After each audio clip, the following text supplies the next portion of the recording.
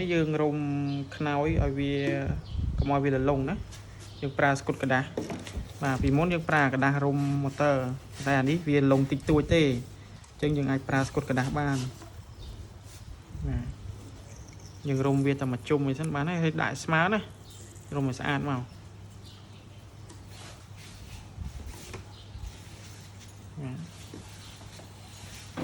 តែកាត់ចេញមក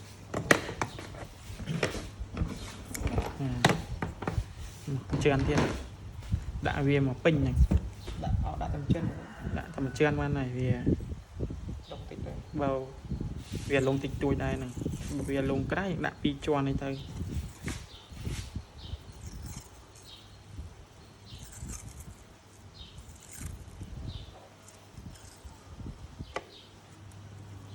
បើយើងបិទអាកណ្ដាស់រុំទៅយើងត្រូវការប្រើកាយប្រើអីទៀតអញ្ចឹងណាបាទនេះស្រួលយើងវាមានជាតិស្អិតស្រាច់យើងដាក់ទ្រាប់ក្រោមអត់បានវាត្រូវការទ្រាប់គឺទ្រាប់ទាំងអស់ទ្រាប់ទាំងលើទ្រាប់ទាំងក្រោមអត់អាចទ្រាប់តែក្រោមមកទ្រាប់លើអញ្ចឹងធ្វើមិនបានស្មើនេះកាលណាទ្រាប់តែក្រោមវាដាក់មកគៀបជាមួយនឹងស្នូលនេះអញ្ចឹងវាត្រូវការទ្រាប់ទាំងមូល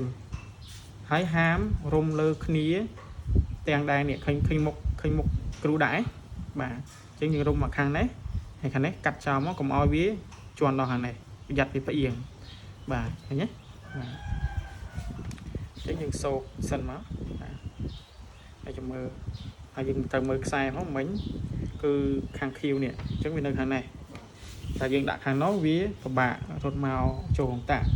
អញ្ចឹងសំខាន់ណាស់ការរៀបចំខ្សែអស់ហ្នឹងអានេះស៊ីនមកគេចេញមកស្រេចតែបើសិនយើងរុំថ្មីក៏អញ្ចឹងដែរត្រូវប្រយ័ត្នក្នុងការរៀបខ្សែហ្នឹងប្រយ័ត្នខ្សែអត់គ្រប់អត់អីទេក៏ដាក់ប៉ុណ្ណេះមកហាប់ណែនបាត់ដែរនេះពីមុនគីអង្គើកតែប៉ុណ្ណេះមករៀងហាប់ណែនអញ្ចឹងចាំមើលដាក់ចូលទៀតតែវិធានការអេមប៉ុណ្ណេះអញ្ចឹងកម្លៀតគេមានបន្លោះរបស់គេណាបាទនេះបន្លោះនេះហើយខ្ជុំខ្សែខ្នើយមួយទៀតចូលបន្លោះនេះមកប្រយ័ត្នវាប៉ះជាមួយនឹងrouter ប៉ះមួយ router ដាច់អស់ឡើយហើយដាក់វាចូលទៅក្រោមអស់ទៅចាប់បន្លោះធំនេះទុកដាក់ប្រអប់ខ្ជូរទុកឆ្កឹះជាងខ្ជូរឃើញទេរៀបរួចហើយខ្សែខ្នើយខ្សែខ្ជុំនេះខ្ជុំនេះបើនេះអាចត្រូវដូរផងបាទតែយើងនៅកន្លែងយើងនេះនៅសាលារៀនហ្នឹងបានដាក់មកនៅរោងបាទនៅហាងមានតែវានៅប្រើបានដែរអីទេនេះខ្សែខ្នើយណាបាទឥឡូវគ្រូដកចេញត្មងទៅហើយចាំសោកទៅវិញហើយចំណាំមើលនេះខាងមុខអញ្ចឹងខៀវនៅខាងនេះឃើញទេបាទខៀវនៅខាងស្ដាំខៀវនៅឆ្វេងក្រហមនៅស្ដាំបាទ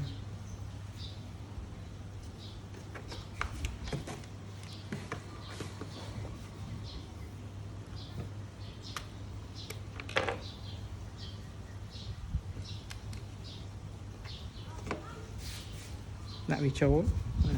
សោកវិញចាហើយចាំបវល់វាមកបាទហើយដាក់ខ្ជុំចូលមកនេះ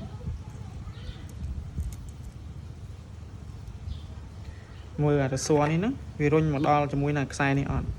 តែរុញមកដល់ខ្សែនេះអត់ច្រឡងទេដាក់ចូលផ្លុកមួយទៀតខ្ជុំខ្សែផកខៀវសូកខ្សែចូលសិនខ្សែវាមានខ្លីមានវែងចំណាំវាផង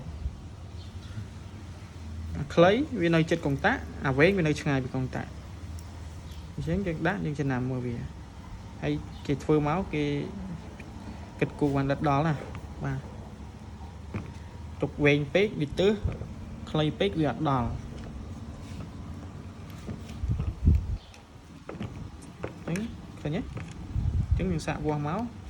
គឺមិញវាស់អត់ដើរទេពីនេះណាអត់តិនដាក់ខ្នើយដាក់ខ្ជុំឥឡូវយើងដាក់ខ្ជុំហើយគឺខ្សែនេះខ្សែខ្ជុំនេះយើងចង់ដឹងថាវាដិតឆ្លងមិនឆ្លងយើងវាស់មកអញ្ចឹងតែកាលណាដែលយើងវាស់ខ្សែខ្ជុំពីរនេះណានេះខ្សែខ្ជុំបាទ តែយើងវាស់មកឃើញវាដើរអូខេអញ្ចឹងខ្សែខ្ជុំមួយគឺចម្លងទៅឲ្យរូទ័រហើយអញ្ចឹងខ្ញុំមើលខ្សែខ្នើយតើខ្ជុំដែលចម្លងទៅឲ្យវាហើយតើវាចម្លងឲ្យអត់អត់ទេឃើញទេដោយសារអីដោយសារយកអត្តមកដាក់ចូលក្នុងតាក់បាទខ្សែនេះណាអត់ដាក់ចូលក្នុងតាក់វាអត់ដើរទេពីព្រោះអីវាអត់ទាន់មានភ្ជាប់ទៅឲ្យទេខ្សែខ្នើយហ្នឹងក៏វាស់ទៅអត់ដើរដែរទោះយើងដាក់ខ្ជុំណាអញ្ចឹងមិនថាករណីដែលខូចឧទាហរណ៍បើសិនជាខូចកៃខូចអីចឹងណាគឺវាស់មកគឺអត់ឆ្លងអត់ដើរដែរទោះជាមានខ្ជុំក៏ដោយបាទឃើញទេបាទវាស់ទៅអត់ដើរទេខ្សែនេះខ្សែដើមនេះខ្សែចុងរបស់វាបាទអញ្ចឹងបើសិនជាយើងវាស់បើយើងគិតថាវាខ្លាចដាច់ខ្នើយដាច់អីចឹងណាគ្រូឧទាហរណ៍ទេអញ្ចឹងយើងចាក់វាមកនេះអញ្ចឹងវាត្រូវតែដើរមកខាងនេះវាអាចពីហ្នឹងត្រូវតែមានគូវាខៀវមួយសមួយណាគូវាករណីយើងចាក់ដាច់ខ្នើយបាទករណីយើងចង់ដឹងថាដាច់ខ្នើយឬមិនដាច់ណាបាទហើយនេះខ្នើយមួយទៀតនេះបាទអញ្ចឹងដើរខ្នើយនេះនៅល្អទេតែយើងហេតុអីបានយើងវាស់អាខ្សែសពីនេះអត់ដើរហើយវាស់អាខ្សែខៀវនេះអត់ដើរដោយសារតែនេះកុងតាក់នេះខូចឬក៏យើងអត់តាមដាក់ចូលកុងតាក់ខ្ជុំមានអីមានវាស់ខ្សែខ្ជុំដើរហើយវាស់ខ្សែខ្ជុំដើរហើយតែហេតុអីវាស់នេះអត់ដើរបាទអញ្ចឹងគឺនៅលើកុងតាក់នេះមួយទៀតយើងដកវាស់ក្រៅបានបាទអូខេយើងដកវាស់ក្រៅវាស់បាននេះកុងតាក់ខ្សែកុងតាក់វានេះយើងចង់ដឹងនេះយើងខូចមួយនេះមើលជាហៀងវាស់ជាហៀងមកតែនេះវាខូចដោយសារបាក់កៃប៉ុន្តែមកកុងតាក់វាល្អបាទអញ្ចឹងយើងមើលមកនេះ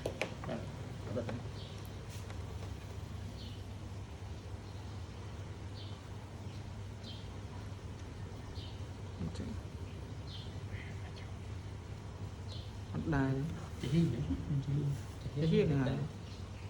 បិទសិនកាត់ហ្នឹងសិន